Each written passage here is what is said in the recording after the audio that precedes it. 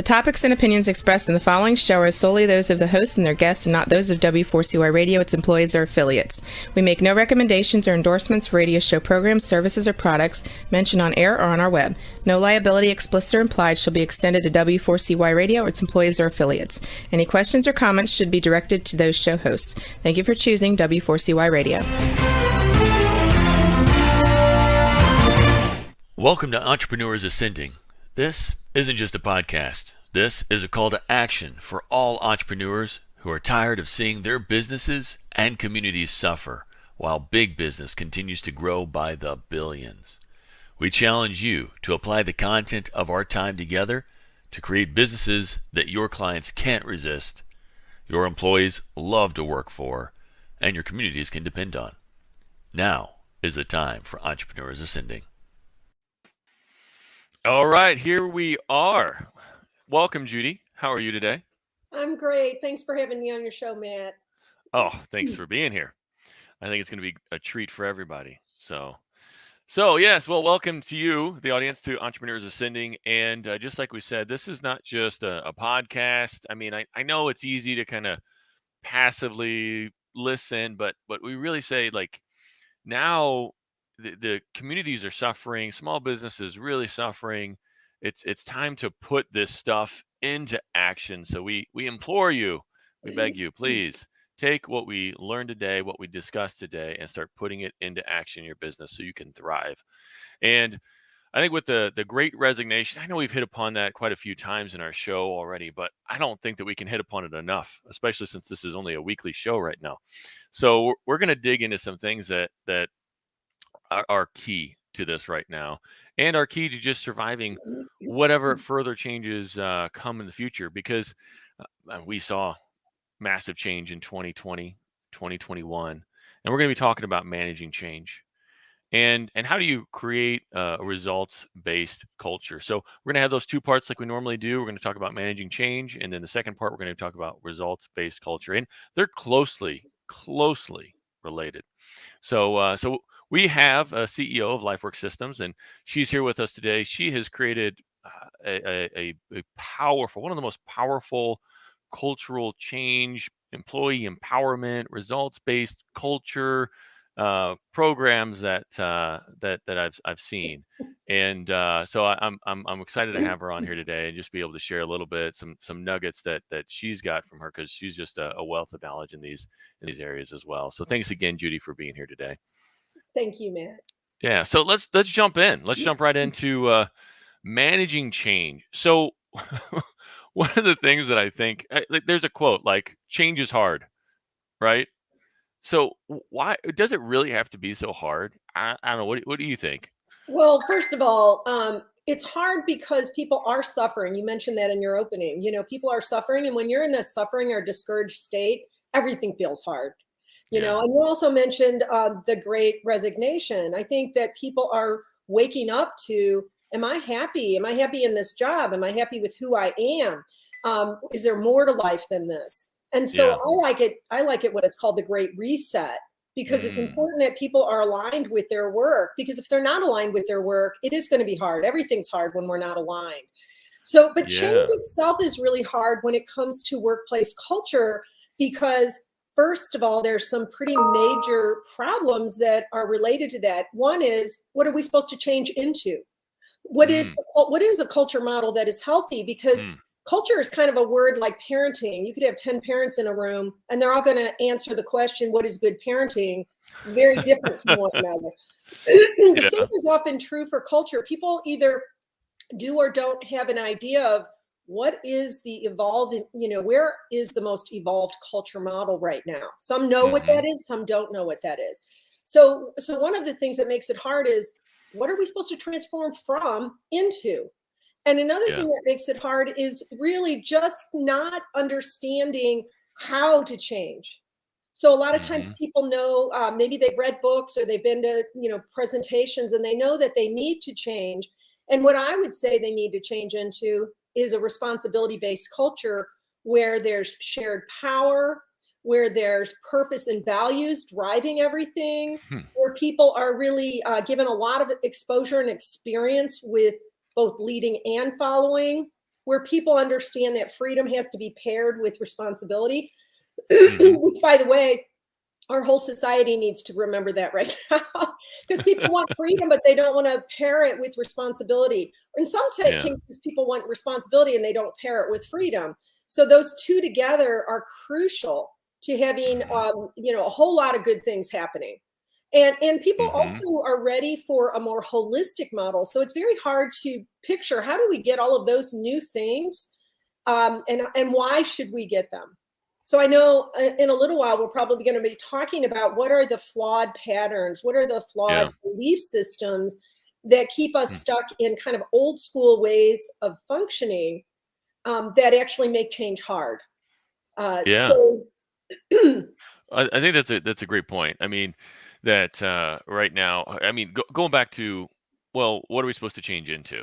Like, mhm, I think it's hard for people to sometimes get that vision, and then, well, what is my responsibility within that? That I can see that, it, especially if you're talking about leading change, and yeah. trying to help people identify what their responsibility is in that. Do you feel like that's probably sometimes like that? Huge, Yeah. huge. Here's here's what most people do not realize in the leadership role is that their Mhm. responsibility is to transfer responsibility. Their Mhm. responsibility is to develop other leaders.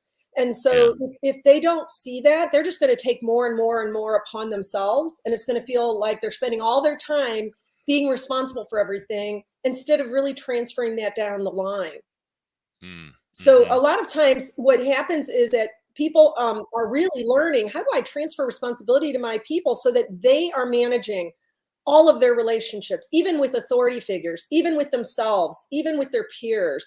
How do I help them so that they are managing their own motivation rather than Mhm. having me have to induce them with extrinsic motivation? How do we help them to be developing their internal motivation, and how do we clear the barriers for that? And Okay. Yeah. things like that are what are causing it to be difficult. Yeah. So there's extrinsic and intrinsic motivation, right? And the Mhm. extrinsic is that external, and the intrinsic is the internal. What are examples of like extrinsic, external? What did It's you a say? hard External one. and internal. It's hard to say on a live podcast.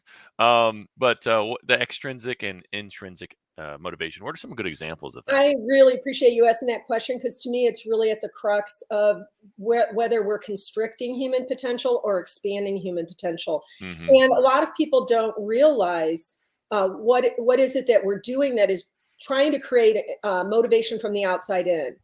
And Hmm. so some of those are, we call them the four control models. There might be more, but these are the ones we see. Primary One, ones. one is pretty obvious. One is command and control, autocratic ways of treating people. Do it or Mm. else. Do it or else you're in trouble. Some kind of spoken or unspoken threat, and a Hmm. sense of domination and win lose. So that's one way that we are trying to get people to behave well or be good citizens in our companies. Mm. Another way is more surprising to people, and that is using incentives and rewards to induce behavior. It's like that Hmm. dangling of carrots. That might Hmm. not seem like it would be a harmful thing, but what has been proven in the research is that when you do that, you're actually diminishing the intrinsic motivation within people. They Mm. get very focused on what you want from them and what they can get out of it, as opposed to the joy of doing the activity for its own sake. So Hmm. that's a big surprise to a lot of people. Another extrinsic motivator is judgment. We all know it from when we were kids. And these are kind of sacred cows, because these are things we do in families, these are things we Yeah. do in schools. But you know how a boss might say to someone, I'm really disappointed in you, or I'm Mm. really proud of you, even. So Hmm. what happens is people start focusing on, I've got to please these authority figures, and that becomes more important than being authentic and in alignment with themselves, and even sometimes challenging things. Mm. And then a fourth extrinsic motivator is pampering and spoiling. And this one, we use the psychology of Adler, and he said this is more harmful than the autocratic behaviors, because Really? when we enable people by repeatedly telling them things they already know, doing things for them, exempting them from expectations, Mm. overcompensating for them, not asking them Socratic questions, not giving them responsibility. All of those things cause a person to think less of themselves and less of their capabilities. So they become more entitled and more afraid of actually, mostly more entitled. Well, I can get somebody else to do this for me. Why should I do it for myself?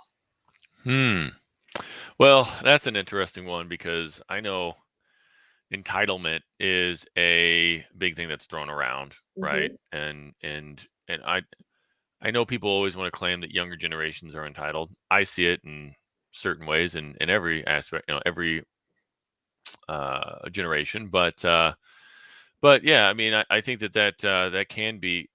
I mean, I think that as we see, there's a theory around hegemonic cycles, and that's around societies, and once they get to a certain point, like with Rome, everybody became very pampered and spoiled and entitled, and then shortly thereafter leads to the fall, because nobody's taking responsibility, and things start stagnating. And that's interesting that can happen maybe even within an organization. If it definitely happens in every setting, because people, and here's what gets difficult about it. You start overcompensating for people and enabling them, and then they become more pathetic, and then you feel even more certain that you're supposed to overcompensate for them or exempt them. It's a vicious cycle until you recognize that it's a vicious cycle and that it is diminishing intrinsic motivation. And you said something kind of interesting, Matt. You said people are always accusing younger people of being entitled, and that you see it across the board in different pockets. And I agree with that. And I would say that anybody that's calling another person entitled or selfish is usually holding on to their own entitlement and their own selfishness. Otherwise, they wouldn't be quick to point it out in somebody else. So a lot of it, that boils down to what we call unresolved psychological contracts. So what that means is we all have this idea of what we're expected to do ourselves and what we are, what we should reasonably expect from others. And so when a leader thinks I'm the one responsible for everything, he or she won't expect that of the other person. So I remember, this is kind of a simple story, but I remember a situation where there was this guy in his workplace, and he looked like the hardest working person in the entire organization. And yet he was causing all these problems. And I went in and met with the senior team and this employee because they didn't know what to do. And he was actually in what we call the goal of inadequacy, which is a mistaken negative behavior that people do when they have been pampered and spoiled a lot of the time. And what happened was I just stopped them all from talking, because what happens when a person's being pampered and spoiled is everybody's working double time instead of that person. And so I was able to say, so you've got everybody scrambling around you trying to fix everything for you. What are you going to do about it? And he just kind of looked at me like, nobody's been asking me that. and then he did this thing called upping the ante, where he started becoming intimidating back. Well, I work harder than anybody here and blah, blah, blah. And I said, you work very hard and you're still not creating the dynamic for yourself where you can be successful and where the team is being successful. So what will you do about it? And that's the kind of thing that you do when you're not pampering and spoiling, is you call somebody to actually start looking inside and figuring out, how will I fix this? Not how will we fix this? So pampering and spoiling is a really big deal. And we don't even see it as, when we're doing it, we don't even see that we're doing it. In terms of managing change, I think in another area, so let's say companies saying, okay, well, we've got to become more of a sales culture, or we've got to sell more of a certain item, for instance. And so they've got to change certain aspects of their organization. I see, rewards are oftentimes a very big part of that, right? I mean, you've got bonuses and incentives and commissions and stuff like that. So what does it look like in terms of, like, whenever you're trying to change, what can you use instead of a reward model? What? So a couple of things. First of all, I'm just going to reference Dan Price. I don't know do you know who he is, Matt? Okay. Yeah, So go ahead. he just pays his employees a really decent wage that is realistic for what it costs to live in the world. You know, like his lowest pay for his employees is $70,000. Right. He's it's a credit card processing company, right? What Gravity. Gravity Gravity payments. payments, yes. So one of the things he's doing is he's taking the reasons for wanting all those extra bonuses and everything, he's kind of taking it off the table and saying, let's just pay people so much that's reasonable that they don't have to worry about money and they can focus on customer service.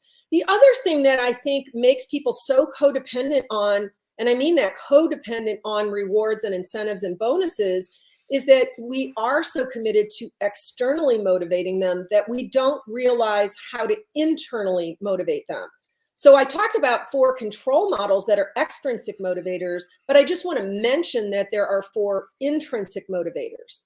And one is helping tie people back to what is the meaningfulness about what you're doing. Like if you're selling a product or service, so what? What is the so what about it? And why should you be passionate about that? Because the incentives actually dull that passion and that awareness of the sense of meaningfulness. So, and I'll just tell you a kind of funny story about this, Matt. There was a guy named Alfie Kohn that wrote a book called Punished by Rewards. And he tells a story that's a good illustration of how that dulling occurs. It's a story about this old man who lives next to a middle school. And he every day these middle school kids come by his house and he's up in the 2nd floor looking out over the balcony, and they start heckling him. They start saying, you stinky old goat, you old man, you know, and they're being really rude and disrespectful. And to their surprise, he says to them, hey, if you guys keep that up, I'll come out and give you all $1. And they're like, what? You know, like they're completely thrown by that. So they do it, and very quickly he comes out and he gives them all $1, and he goes, great job. And he goes, now if you come back tomorrow, I don't have any more dollars, but I have a small roll of quarters. I'll give you all $1. So they said, okay. So they left and they went away, and they came back the next day and they started heckling like crazy. And they even had brought a few friends, and he comes down and he gives them all $1. And he's like, great job. And they're kind of baffled, like, what is happening here? And then he says to them, look, I'm out of quarters, but I have a roll of pennies. If you come back tomorrow, I'll give you all a penny. And they're like, a penny? Forget it. And they never bothered him again. Now, what's important to know about that is he had an uncanny knowing that if he made their motivation based on what he was doing, they would lose the love of the heckling that they were doing. You see what I'm saying? So he was able to play on that extrinsic motivation to demotivate them from the original joy and the meaningfulness. Now, it wasn't a good meaning that they were heckling him, but it was meaningful to them. Like they were getting pleasure out of it. So a sense of meaningfulness is crucial to combating extrinsic motivation. So if we spent more time finding out, why do you want to do this work? And how does this fit with your own personal purpose and values? And what is the contribution you're making to the world and to our company and to the customers? And there's a disconnect often when you're throwing bonuses and bribery, kind of. I think of it as bribery. And then there's other intrinsic motivators, like giving people more choices about how they're going to do things and delegating bigger amounts of things to them that they want to do, which sounds counterintuitive. Like, why would I give somebody more when I want them to be more internally motivated? Because a lot of times that inspires the internal motivation. So like, for example, with my kids, I taught them all how to grocery shop. And back then we wouldn't have gotten reported, you know, because we would drop them off at the grocery store and they would all shop 4 of them together. Nowadays, I'd probably get put in jail for that or something. But what we did was we taught them all how to play a particular role in that process and how to do it politely and to do it correctly. And, you know, we took a lot of time to train them, and then we cut them loose, and they would get to the checkout, and they would, the checkout people would be like, oh my God, you have hundreds of dollars. Like, where are your parents? And they said, oh, we know how to do this. We stand in a single file when we're walking down the row, so we're not blocking people. And she's got the counter, so we don't go over our budget. And he's got the list, and I got the money in a zippered compartment, you know. And I'm telling you all this because in workplaces, the same thing holds. If you can delegate something to somebody that's a stretch for them, they will be inspired by that because you gave them a choice to be autonomous and even leader in something that they wouldn't have done otherwise. And those are the first two intrinsic motivators. And then there's the Okay. motivator of making sure people are competent at what they're doing, and also that they're celebrating where they make progress. Not celebrating by somebody having to give them a bonus, but celebrating it with the community, celebrating it with the company, celebrating it themselves. Okay. Now what's the difference? Let's just tease that apart. What's the difference between like a reward of celebration and like just celebrating progress? But celebrating progress would be really helping tie back that we did this or I did this and why that mattered to the world, to this company, Mm. to the community. I remember one time my company won a big, huge contract. It was a like really big, and I had envisioned it, and I had talked about it, and we had all done things to make it happen. And when it happened, I was ready to just jump into it. And my own team said to me, "Can we just stop and celebrate the fact that we just did this?" So if we would have stepped past that, I think we wouldn't have gotten all the juice out of it. So Yeah. celebrating is just realizing that we worked hard, we accomplished something, it makes a difference, it's going to make a difference. And if we don't do that, which is different than good boy, good girl, let me give you a bonus. Like that's a different kind of thing than, Mhm. hey, we're gonna do a press release on this big contract because of what it's going to do for the community. And we're going to get the Okay. community celebrating with us. Like, do you see how different that feels Yeah. than throwing Yeah. So somebody a bonus? yeah. Yeah. So basically, it's like a reward. Good job, you did this, and I'm going to give you money, as opposed to like let's celebrate the like the personal growth or the company's a growth in their ability to do that, or celebrate it as a win. It could be like just making it public and a press release, or I guess even maybe a party or something like that. But I guess it's not something where it's like you want to hold it over people's head, like, hey, if we get this, we're gonna have a big company party, Right. right? Yeah, that's really a fine distinction you're making. There's a big Yeah. difference between something being like held out as a carrot. Hmm. I just want to also clarify, I'm not against a company profit sharing when there's a Hmm. win, but it's different than saying I'm going to dangle a carrot in front of you to get you to jump through my hoop. It's Yeah. more Okay. like, hey, if we Okay. win this, we're all going to share in the bounty. And Okay. we did that with our kids. If we had a big win in our family, we would give them all a part of it because we wanted them to know we're all in this together and we're all sharing in the good and the bad. And Okay. so, So. yeah, so it's not that I want people to never have any fun advantages like that. It's just not doing it in a manipulative way. Hmm. So I guess if we're going to kind of summarize really quickly, the aspect of managing change or leading change. You're saying that first you want to make sure that you identify the personal purpose, but I'm guessing you want to identify like that vision of where you want to go, and then how everybody's personal purpose and their own kind of like personal vision fits into that.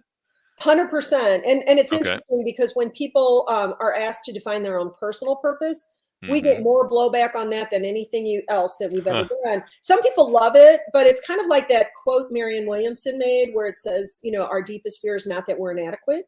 Our Mm-hmm. deepest fear is that we're powerful beyond measure. Hmm. And it's our light, not our darkness, that most frightens us. So why would people be afraid of their own power? Because we've been taught to be afraid of it. We haven't been Yeah. guided well in it. So we sometimes bumble around and do bad things with it.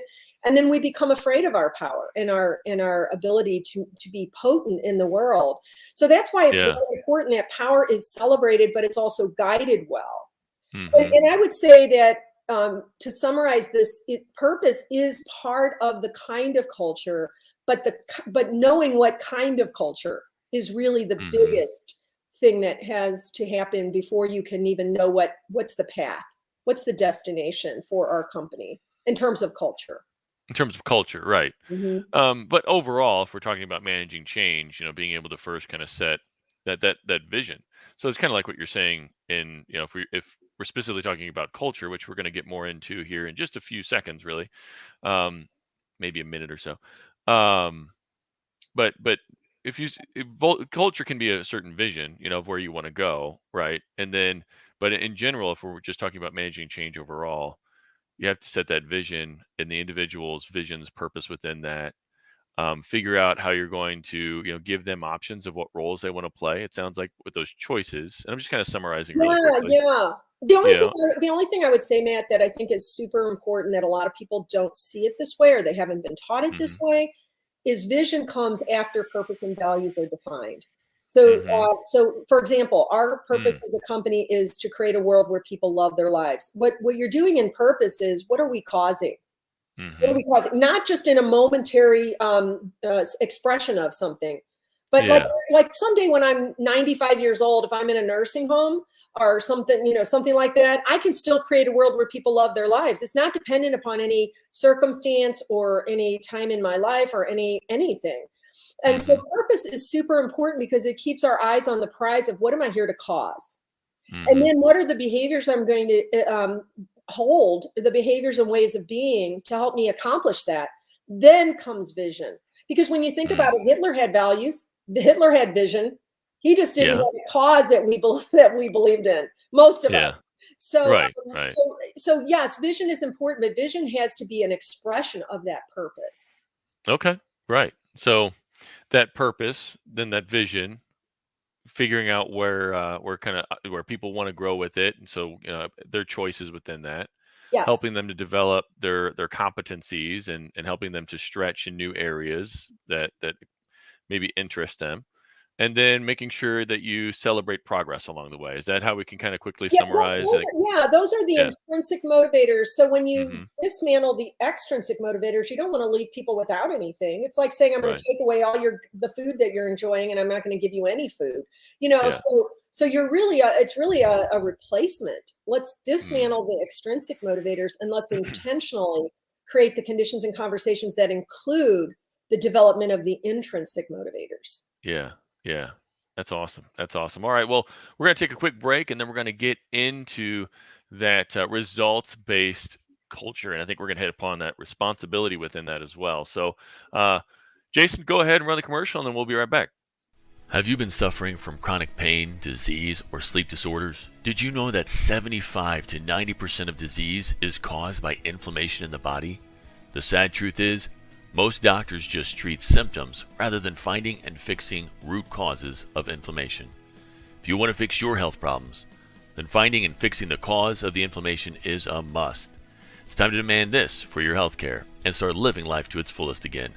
Book a discovery appointment with the Functional Health Team founder, Dr. Flora, to get your answers ASAP at www.functionalhealthteam.com. Hey, and we're back. All right. And so, results-based culture. Let's talk about how to best achieve a results-based culture. So, workplace culture, I think, is like so poorly handled in most small businesses. I think that it's one of those things where it's kind of like, well, we want it to be kind of organic, or we want it to be kind of free, and whatever it needs to be, or maybe people just don't really even know. But like you said before, like everybody can identify what a culture is, but it's going to be different. Just like you said in the first half, if you ask everybody what parenting is, a bunch of different parents, they're all going to have a bit of a different answer. And I think that you're right with culture. That's a very similar thing. So I guess, first of all, how would you define culture? Well, first of all, for me, it's about what kind of model are you using for culture? What is the specific approach that you want your culture to be based on? So there were culture models that were focused on somebody dominating from the top. Then there's culture models where people have a hierarchy like the Catholic Church or the government or the military. And then there were, every evolution of culture has involved someone that's got power over someone that doesn't. So I would say that the most evolved culture model is one in which there's shared power. So that's the first thing, is to understand. So I would recommend people start looking up what is a teal organizational model. They can go to our website and look at what is a responsibility-based model. For example, it's very important that everyone in an organization be developed, not just a top-down approach where certain people are the keepers of the knowledge and certain people are the heroes of the company because they're titled and they have all this extra knowledge and power. So that's a really big part of it, is understanding what kind of culture? And I'm really grateful that you're going to allow us to kind of bring up some visuals on that. But I also think I want to say something to what you mentioned about results, because in this chart, we're always getting results, right? We're always getting them. We just don't realize that they're not always the results we want, and why those results that we're getting are happening. And how do we shift them so that we get the results over here that we really want, right? Yeah. Yeah. But I Well, do, yeah. Whenever I'm working with business owners, and working on them with coaching, I often start with some setting of goals and where they want to be, creating that vision for the future.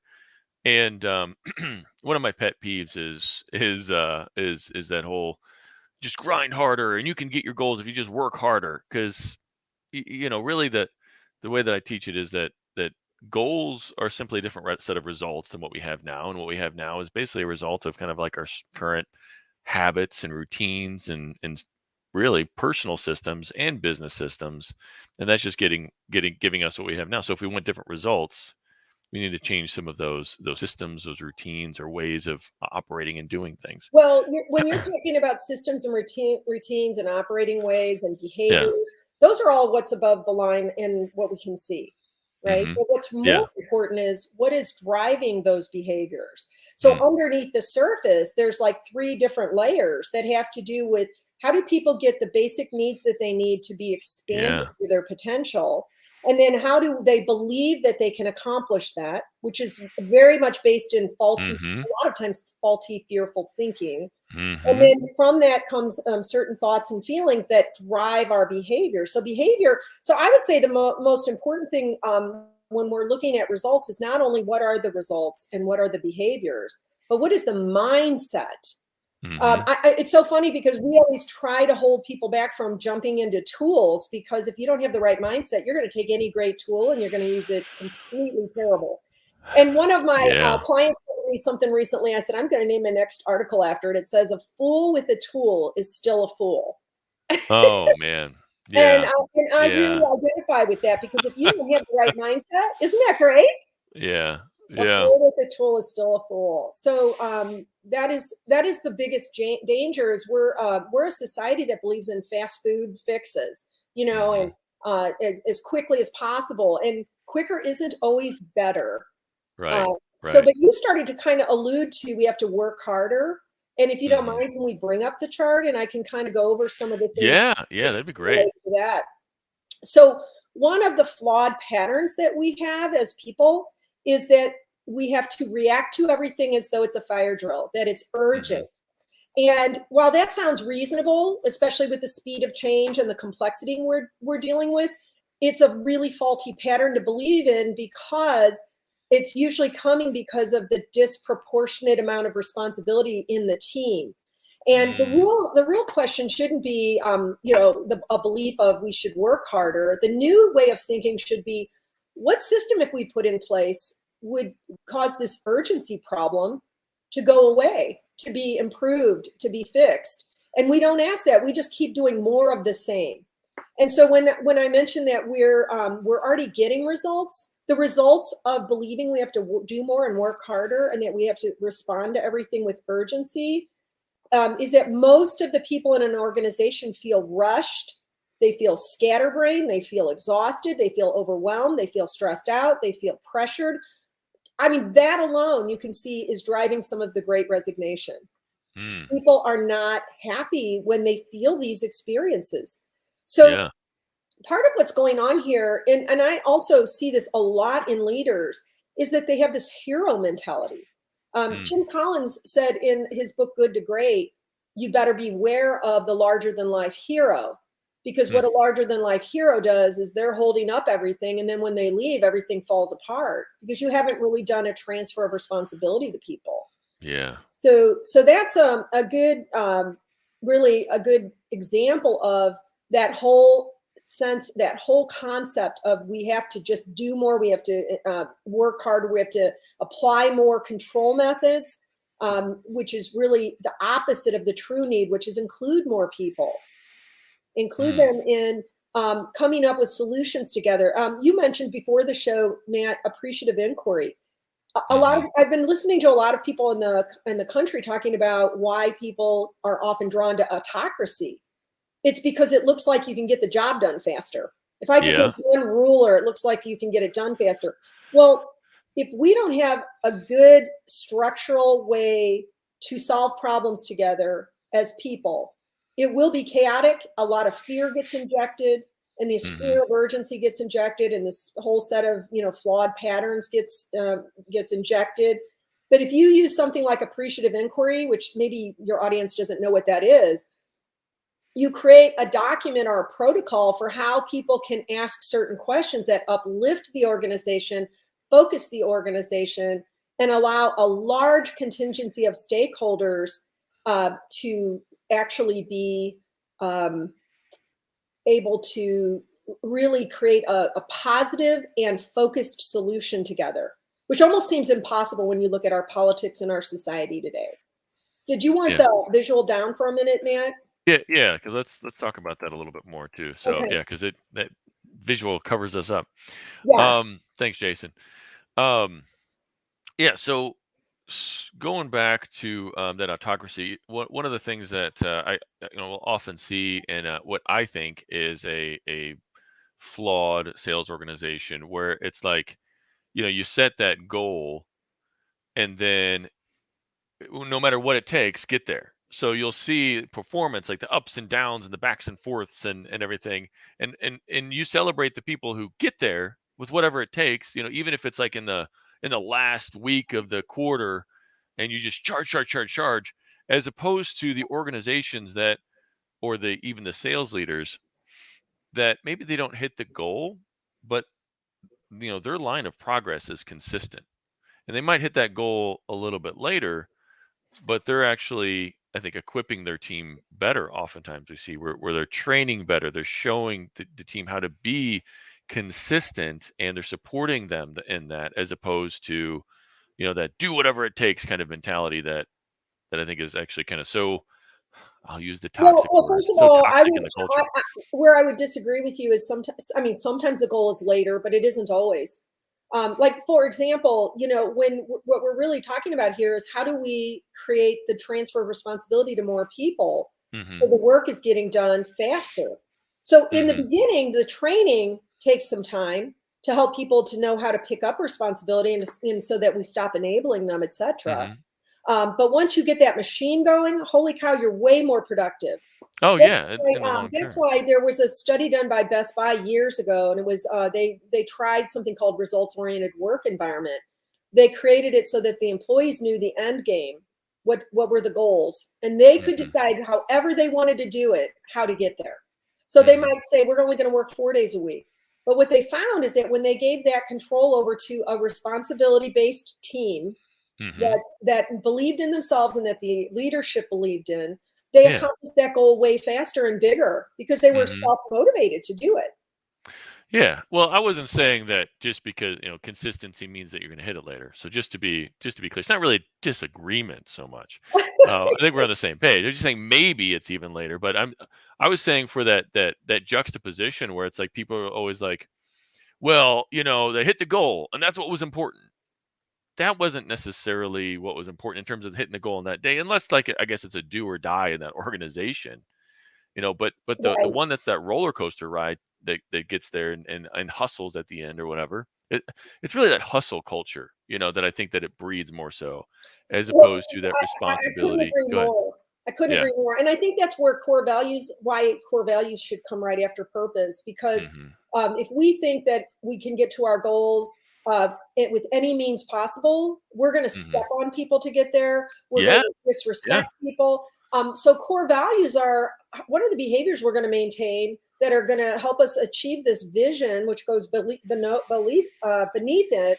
How are we going to make sure we're doing it in a way that is respectful to people? Yeah. And that's often a step people would rather not be bothered with, right? Yeah. So that's where on the chart, you don't have to necessarily pull it back up. But the second thing in the set of flawed patterns is called orchestration. When one person or a small contingency of leaders at the top are orchestrating everything, they're often doing it without consideration of people at all the different levels. Yeah. And so the belief is some are supposed to set everything up and everybody else is supposed to just do what they're told because the people at the top know best. Mm. And some of that is because we haven't seen how to create a large amount of stakeholders having a fruitful conversation and doing it quickly. Yeah. And that's Yeah. what is possible, but it's not been visible to people that it's possible to do that. Hmm. Yeah. So that's interesting. Like if people don't understand if people don't understand how to have a conversation with multiple stakeholders, right? Then what would you say to those folks? Like how would you describe the functioning of a conversation where it's So efficient and everybody seems to kind of get their say and have input? the first thing I would say is most people they don't believe something till they see it. So who would Okay. have guessed 30 years ago that we'd all be walking around with cell phone computers basically on us? Hmm. Who would have believed that we could all have our own personal computers or our own, all Yeah. kinds of things, our own GPSs and everything? So part of it is people don't believe that we can be effective and efficient in a collective because they Hmm. haven't been taught how to be. And Hmm. so they haven't even seen a lot of evidence of it. So that's why it's so easy to fall back on it's my job to orchestrate everything. It's my job to impose controls on everything instead of including people and developing people. So that's part of it is just believing that it can happen and then looking for what is the system that makes it happen. Hmm. Like one of the articles I wrote recently was called "Rip Out All the Roots," because if we ripped out all of the core, beliefs that we're operating out of that are not helpful, we would be able to create practices where everybody works things together. And the reason I wrote that article was it was after George Floyd was killed, and one of my own consultants said, "You need to go in and fix the police departments." And I said, "We don't do it that way. We work with the entire community." So if we were going to try to fix problems with brutality and abuse of power, we would involve the stakeholders of, the churches in the area, the Yeah. politicians in the area, the advocacy groups in the area, anybody that was interested, in addition to the police departments. Hmm. Because the problem is not who's to blame. The problem is what is going on in the system that this problem is even occurring. And Yeah. that's a very different kind of approach. I don't know if I'm off of what you're asking, Matt. Well, so like how would you describe the functioning of a more responsibility based type well, I'm sorry, not responsibility based. How would you describe the function of or how maybe the agenda of the stakeholder conversation versus, the authoritarian person at the top, we're going to get this done fast type conversation? Well, it is a pretty big system change to get there because right Okay. now, the way All it's right. showing up is why we have an 80-20 rule where 20% of the people are doing the majority of the work and everybody else is kind of expected to be sort of mindless droids. Yeah. That's often happening. So part of it is people buying into the idea that it's possible and seeing why and how it's possible. In Hmm. our world, the answer to that is very specific. It's we have an implementation of how to do that. And it's Hmm. really interesting because like right now, I'm doing all these things to improve my health. But like if you sign up for a gym and you don't go to the gym, it's not your Yeah. body's not going to get any different. If you go to the gym and then you go eat hot fudge sundaes all the time, it's not going to be different. So there's a Hmm. very multidisciplined approach for shifting a company from a conventional power over power under dynamic to one Hmm. in which everyone is personally responsible. There's time that needs to be invested in that shift. A Yeah. lot of Okay. a lot of leaders don't even know they need to shift or how they need to shift. So what you're saying is, you might not be able to just jump into that kind of conversation. Like, so if we're talking about like this is about the show is about empowering the entrepreneur to take action with this. So there, but you're not going to necessarily go from that leader led directive type meeting conversation to full stakeholder, everybody participates conversation. It's not going to just be like you're going to walk in there and just make it work tomorrow. You're saying that there has to be some foundational stuff that needs to be put into place Yeah, around these not beliefs. only foundational stuff put in place, but foundational stuff that's already there dismantled. And Okay. that's both mindset and practice. So, Mhm. so just like me giving the example of my kids going to the grocery store, that took training. It was part of a much larger system change that we made as parents. In Okay. fact, in the very beginning, when I was learning it, I learned alternatives to using punishment and bribery and all those things. And I remember my instructor, I'll never forget this. She said, keep spanking your kids until you realize you have an alternative and that you believe in it. And that gave me a lot of peace, because in a change process, we often go from being completely unaware of what we don't know what we don't know. We don't know that Okay. there's an alternative way. Hmm. So we haven't been given the information. And I would say this applies to leaders in a culture transformation. They don't know what they don't know. And Yeah. then they move to knowing what they know. Like, I started learning how to do alternatives to punishment, but I still wasn't secure enough, confident enough, and skilled in my own mind enough to choose the new behavior. So I was consciously unhelpful, consciously incompetent. Hmm. And that's a very necessary stage. That's why when a leader is transforming their organization, or the whole company is transforming it, the watchwords need to be compassion and curiosity. Because if Hmm. you beat yourself up every time you see something that you just learned and you're not yet doing it, you're not going to get further. So really Hmm. being able to understand that the change process involves a period of time during every phase, where sometimes we're going to get stuck in I know better, but I still haven't committed to doing better. And that's okay. That's just a necessary part of building our convictions and our commitment. And then we finally get into the point where our changed behavior becomes conscious and deliberate. But it's not, it's kind of like, I always say, it's like driving a stick shift. You can't drink a soda or fiddle with the radio or be on your phone or anything when you first learn. Because if you aren't super aware of and super conscious of, you're probably going to strip a gear or roll backwards or whatever.